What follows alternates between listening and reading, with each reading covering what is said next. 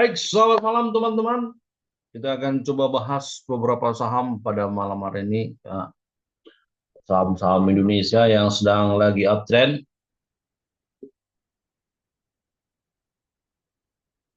Oke, baik. Di depan layar kita sudah kelihatan ya. Oke guys, di depan ada tampilan dari Stockbit.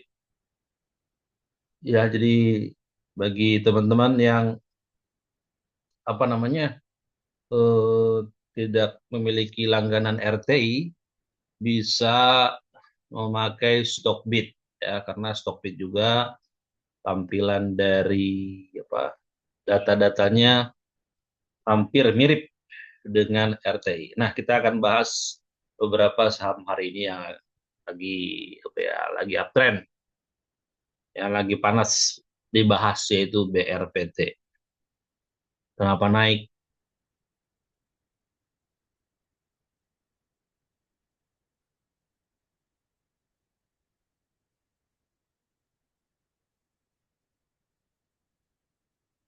Nah, oke.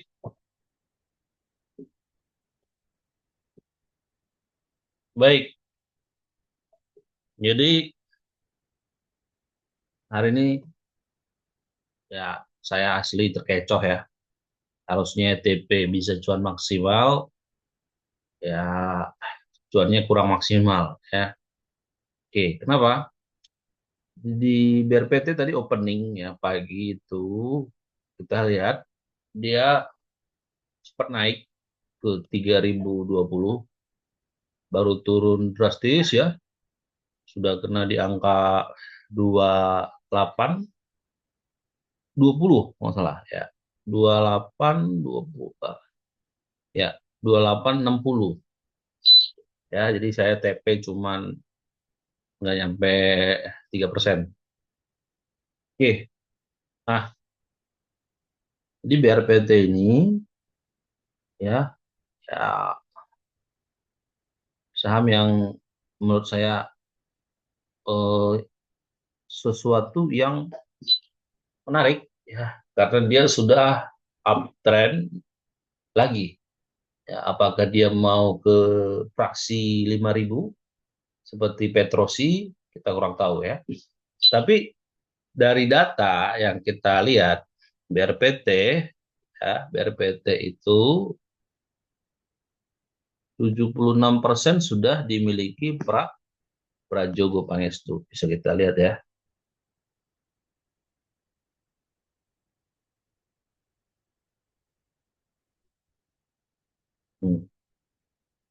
BRPT ya, datanya ini ada di bagian ini. Kalau di HP lebih enak lihat ya, profile ya.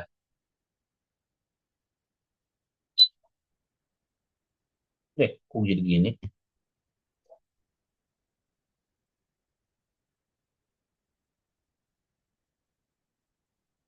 Nah,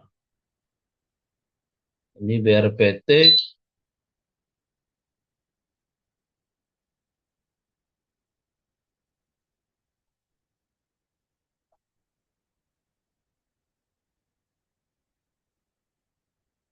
ya.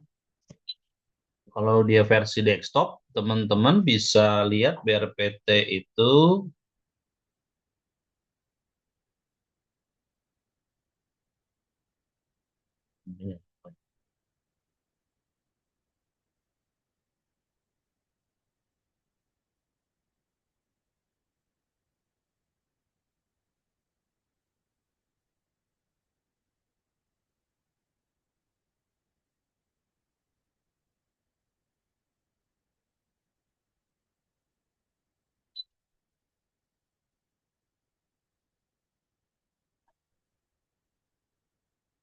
nah, bagian sini ya, profile dari perusahaannya ya. Bisa kita lihat Pak Prajogo Pangestu itu pegang barang BRPT itu sudah berapa ini? 71%. Kalau diupdate lagi mungkin sudah pegang, ya dapat saham gratis, saya nggak tahu maksudnya saham gratis gimana ini. Menurut saya dia buyback lagi ya, sekitar 7,1 juta lembar saham lagi, 7,1 juta. Nah, sekarang yang menarik itu ya di sini, apakah dia masih akan melanjutkan kenaikannya? Ya, kalau kita lihat dari chartnya, chart itu nggak pernah bohong ya. Kalau volumenya penuh seperti ini, asingnya kalau nggak salah di sini dia akumulasi sekitar 900 ribu lot, di sini 200, 300. Hari ini apa? Asingnya mulai buang sedikit ya, tapi ada asingnya yang buy ya. Dan asing yang buy itu kalau nggak salah AK. Nah, tadi teman-teman jangan berpatokan pada kode broker ya sebenarnya. Tapi kalau asing beli foreign itu memang nggak bisa apa namanya di tukang apa di tukang-tukangi. Tapi kalau misalnya kode broker bisa teman-teman. Jadi bandar itu pinter, dia bisa gonta-ganti kode broker. Caranya gimana? Ya bayar aja komisi dari transfernya sekitar 4% atau 2% ya. Misalnya dari Mirai dia transfer ke MG bisa, MG lebih murah lagi transfernya. Nah, MG ke misalnya ke Mandiri Sekuritas. Jadi bandar itu pinter. Jadi kalau teman-teman memakai ilmu bandarmologi dengan sistem kode broker itu sudah ilmunya udah nggak laku lagi teman-teman. Ya kenapa? Kita dikecoh ya kecuali pas zaman-zaman COVID pas dulu masih ada broker Morgan Stanley atau Credit Suisse mungkin teman-teman bisa bandarmologi. Tapi kalau sekarang dengan adanya broker-broker sadis ya, misalnya MG itu sadis teman-teman. Oke. Nah, oke. Ini kan sahamnya sudah lumayan tinggi. Kita nggak bahas lagi saham ini. Kita bahas yang mungkin potensi seperti ini. Ya, beberapa saham konglomerasi dari tim sukses Prabowo sudah naik, teman-teman.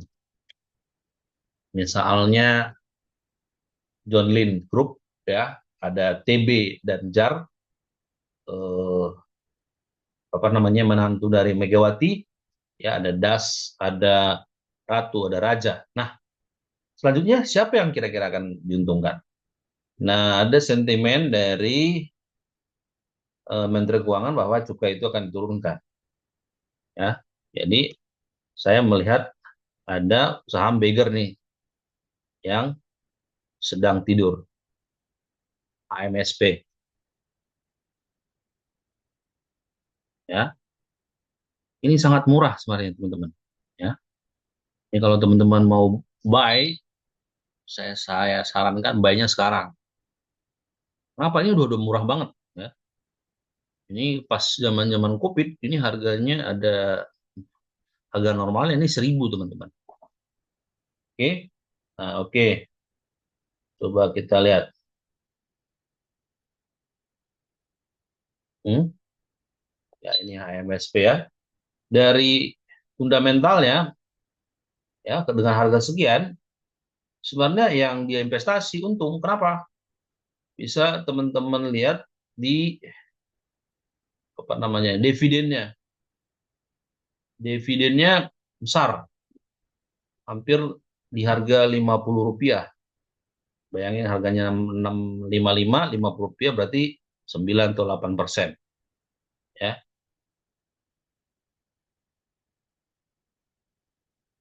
Nah, ini dia. Ya. Dan sekarang uniknya itu di HMSP ya, itu jumlah dari apa namanya? Ini dividen terakhir nih ya, Rp56. Dan yang paling uniknya setelah sentimen itu dua kali dia arah, cuman downtrend lagi ya, mungkin hanya FOMO sejenak ya. Tapi untuk ke depan ini akan bagus teman-teman ya. Lihatnya dari mana? Dari sini. Jadi company profile-nya ya. Ingat konsep dari trading saham, investasi saham dan bisnis saham harus teman-teman pahami. Jadi bandar itu sebenarnya bukan investasi saham. dia jualan saham, bisnis saham. Gimana caranya? Ya sama, akumulasi ya buat berita jelek, ya dia pelan-pelan akumulasi, tukar-tukar kode broker biar dikira apa namanya tidak bisa didetek, ya baru arahin, ya ada bahkan sampai dia kena UMA atau FCA, ya lebih enak lagi malah, ya kalau FCA retailnya nggak bisa kumpul-kumpul, nggak bisa ganggu. Nah, coba lihat ya, Philip Morris itu udah hampir 93%. Masyarakatnya ini 7,5, ya. Masyarakatnya makin sedikit. Hmm. Ini masa bisa terlihat asingnya ini wow, amazing, ya. Bisa teman-teman lihat ya, dari dia eh, berapa? Ini asingnya akumulasi luar biasa. Tapi nggak pernah dibahas di apa kontan atau di media apapun. Ada juga WIM, ya. Cuman WIM harganya 1.000. Ada juga udang garam, harganya udang garam berapa nih hari ini?